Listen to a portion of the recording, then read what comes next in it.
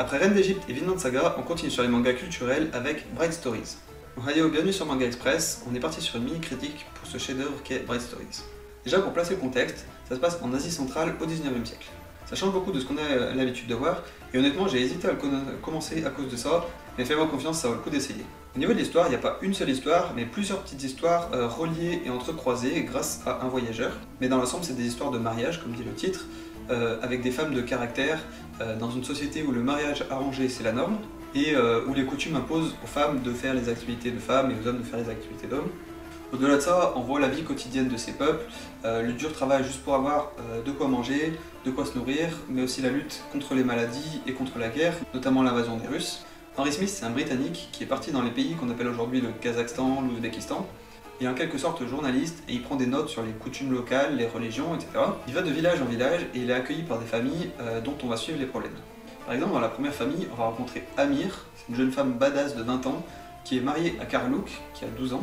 Alors ça peut paraître bizarre dit comme ça, mais en vrai ça soulève des problématiques intéressantes. Amir, elle vient d'une tribu de nomades qui chassent à l'arc et à cheval, et qui utilisent des faucons pour chasser.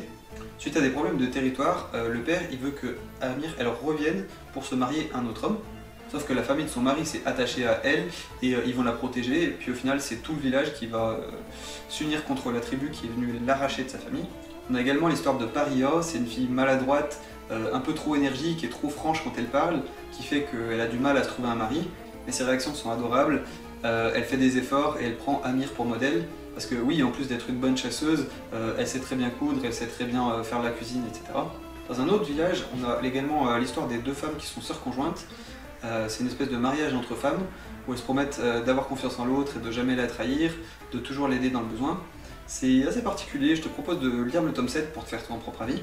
Enfin, voilà, je vais pas te raconter toutes les histoires non plus, mais il y a un truc qui devrait te frapper, c'est le soin apporté aux détails dans les dessins.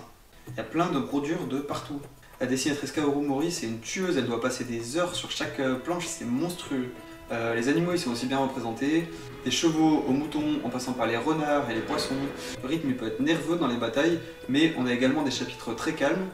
Par exemple un chapitre sur une gazelle où il n'y a aucune parole, ou encore un chapitre entier sur l'élevage des rapaces et la fauconnerie.